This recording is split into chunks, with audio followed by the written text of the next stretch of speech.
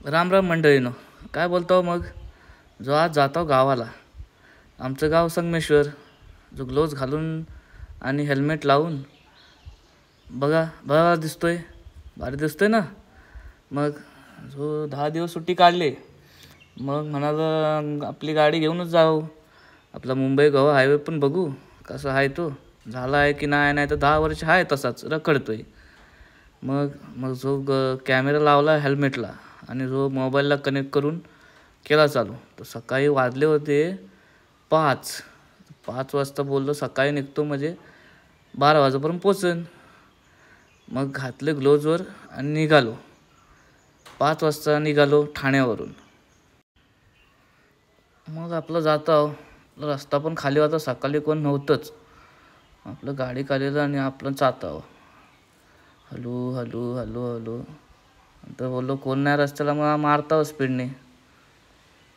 मग आता पोचलेलं पेनच्या पाठीमागं पोचलेलं आणि सूर्यदेव पण उजाडलं. लागली मला भूक. बोललो चाय पितो आणि आमलेट पाव खातो. मग चाय बी पिया दिलं, जरा बसलेलं कमरेचा झाला होता दोन जो. मग बोलतो चला परत उठू जाऊ आपल्या निघाला.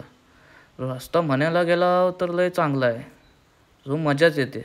जरा इकडं तिकडं डायव्हर्जन आहे, पण जो रस्ता एकदम भारी, लय मजा आली. गाडी चालवायला जेवढी मजा आली एवढी खूप मजा आली. रस्ता भारी आहे. जरा तो नागवटण्याच्या इकडं जरा खराब आहे रस्ता, बाकी सगळं दुपदरीकरण आहे. आणि बघायला गेलो तर माणगावमध्ये अजून रस्ता झालेला नाही. तिथूनच फक्त जरा ट्रॅफिक लागलं.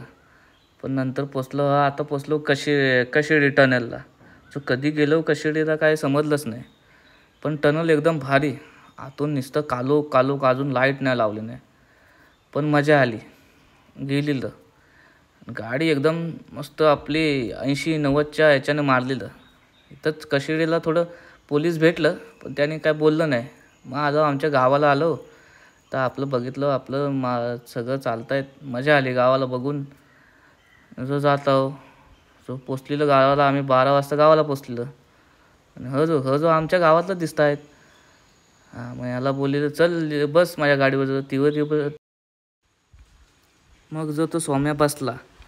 जो मजा आली. मग 5 वाजता निघाले हो, 12 वाजता घरात आलेलं. म्हणजे 7 तासात आलेलं घरात. अजून स्पीडने आलं, पण 1-1 तास थांबायला लागलं. आणि माझ्या घरात आम्ही पोचलेलं बरोबर 12 वाजता. येता हो ना मग गावाला.